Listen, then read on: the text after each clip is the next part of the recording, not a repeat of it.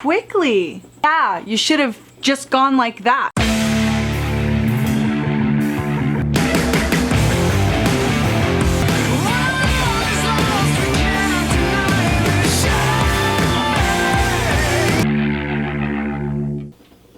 Deadly Tarantula Girl coming to you from my private serpentarium.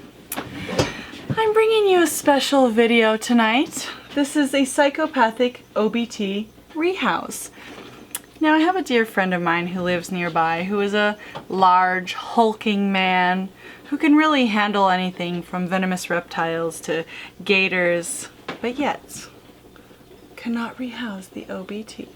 So he called on a resident expert, I don't know, me, and he said, "Hey DTG, could you possibly save my life and help me rehouse this OBT?"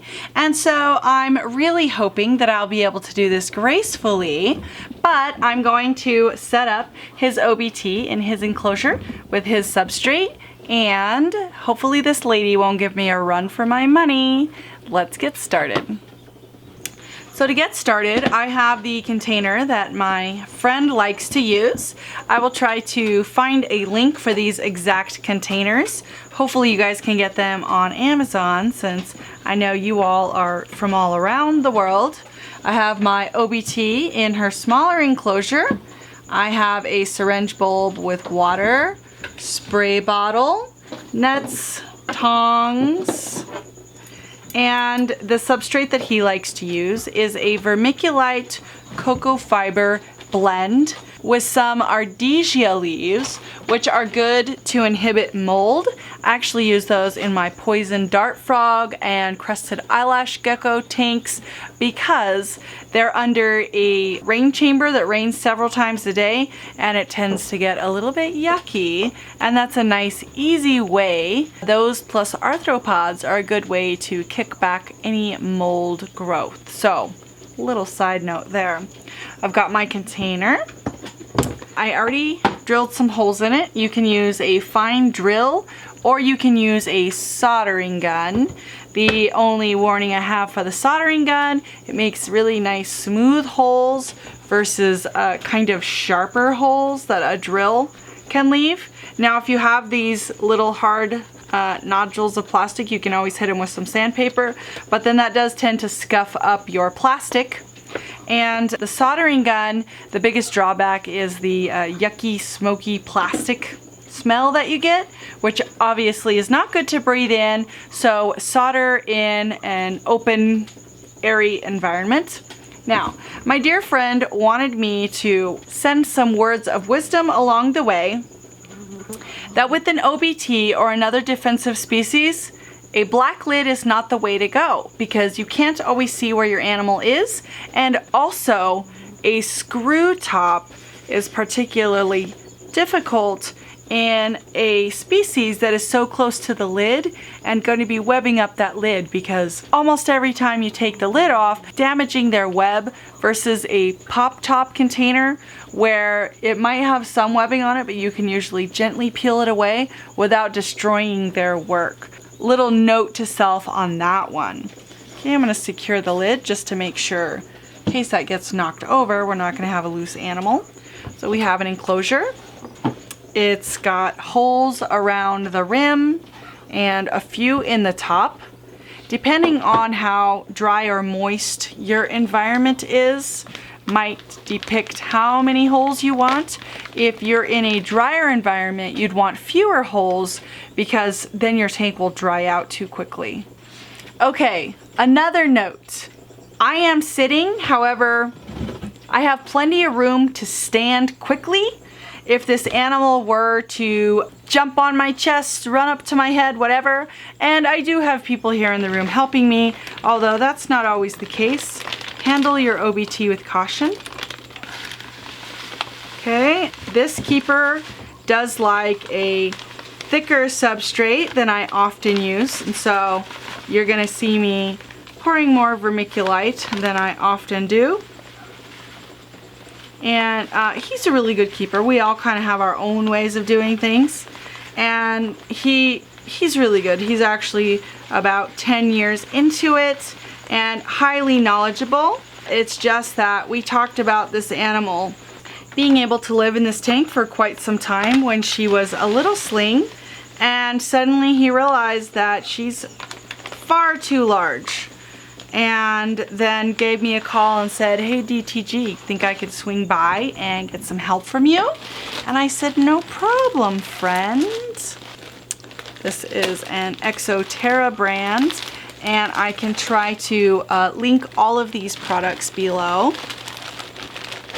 So he primarily uses vermiculite, but he does like to add the Exoterra cocoa fiber.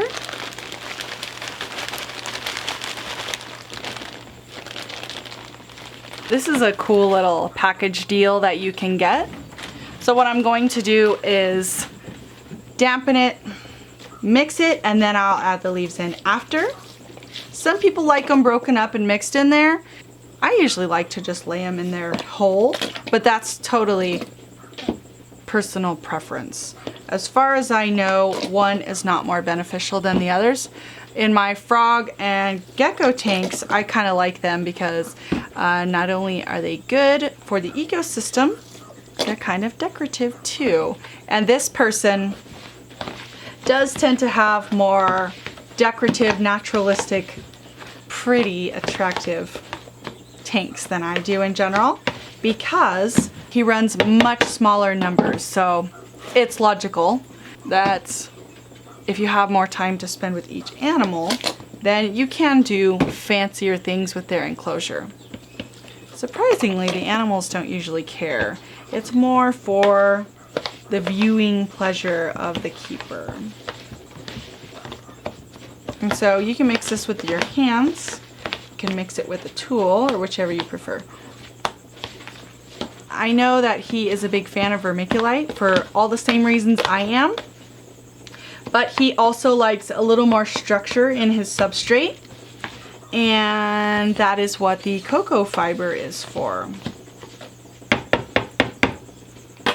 Alright, now that that is done, take some of the leaves and just kind of sprinkle them throughout.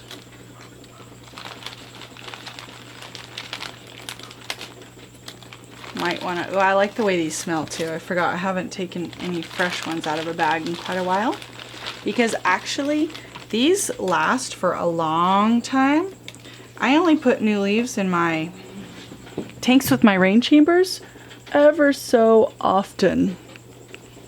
A piece of cork is a nice little hide for an animal that likes to have a little hiding place. So you can just put that.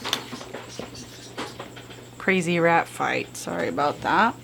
You can just kind of put that wherever you want. Now for the fun part. I'm going to move these other things out of my way. It's important to have a larger surface area to work in. And if possible, not any areas where your OBTs can crawl underneath things or things that'll get knocked over and cause a problem, because not that water's a huge deal, but it makes a bit of a mess. That way you can feel free to do whatever you need to catch your animal were he or she to bolt. Okay, now here's kind of the cheating method. One thing you can do is simply remove the lid, cover the top, and then place the old enclosure inside the new and just allow it to come out on its own. But I don't usually do that. Now that this is in here, I'm going to just gently coax her out, which sometimes there's no way to gently coax an OBT. I don't know if you can see in here, but she came out really nice and easy. She immediately went underneath that cork. Don't recommend touching a cork with an OBT on it like this. She just crawled right underneath that cork, and she appears very happily rehoused. Now, don't be fooled. An OBT will bolt on you with no warning whatsoever. And so I was relaxed, she was relaxed. It was a super smooth transition, but I didn't know at any time if she was going to. I mean, I've had animals run up my arm and onto my head. Not very often, but it does happen to my employees sometimes, which actually happened in one of my feeding videos. That was a good one, Emmy. And the camera was on me. Of course, we didn't move the camera to film because our immediate concern was rescuing her. So all you see is me stand up in my chair, and you kind of see my butt as I bend over, and then I get the animal in the net and sit back down. And yeah, it was late and kind of amusing. It actually was funny because we were all here, it was late, we're just kind of like droning along, working, feeding, watering, and all of a sudden a noise emerged out of her like a dog being stepped on. And of course we all looked over, and there was an HMAC on her head, I believe. Maybe it was an OBT. Something crazy anyway. Alrighty, well, this was my psychotic tarantula OBT rehouse. And I hope you guys weren't disappointed that I didn't get envenomated or terrified or anything crazy. Don't underestimate this animal. They can be very difficult to rehouse. But what I find is if you're prepared and you're relaxed, often it's a very, very smooth transition. I actually just filmed an HMAC conclusion to my HMAC breeding series, and it was really interesting because I took them outside so you could see them in full spectrum light out in a natural setting, and you can see them very calmly walking around at my feet and just being corralled very gently back into their enclosure. And it was really interesting, although that is not the typical behavior of an HMAC. HMACs and OBTs are one of those notorious Ts that people are often afraid of. But if you're educated and you're prepared and you're knowledgeable, usually nothing terrible happens. I find if you learn as much as you can about your animals, and also if you adopt a spiderling and raise it up as it grows, I anyway can often sort of, I don't know if I want to say read the body language of my animals, but that's kind of what it boils down to. So this was my psychopathic OBT rehouse. I hope you guys liked it. Comment below what you thought was going to happen and whether or not you would be afraid to rehouse an OBT. Hope you guys liked this one, found it educational and entertaining. You also got to see some different insight into how another keeper might set up their enclosure. Oh, one thing he wanted me to talk about was that he likes these containers because they're stackable, they're clear all around, top, bottom, sides, and they're a little deeper than a shoebox. Because that way, those animals that do like a deeper substrate, when they rearrange everything, their hides and their substrate, sometimes they're almost up against the ceiling in a shoebox. And this one, they do have a little more depth and a little more room. So I will try to find a link to this actual tank because I also like them. And to these, all these materials that he used, because I am also a fan of these materials. And I hope you guys liked it, and I'll see you later. Okay, so this is funny. Her keeper wanted to take some photos of her, so of course, what did she do? She ran out, and luckily I had my nets handy, and look at that.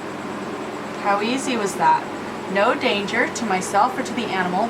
What I like about the nets is that you can grab the animal fairly aggressively without smashing them, and see how fast she is? And she's really beautiful too. That's actually what I wanted you guys to see. It's good to cover the lid. See how fast she is? And that's actually nothing compared to what she can do. Lid. There we go. All right, that was a little PS to the OBT rehouse. Hope you guys liked our shenanigans. See you later.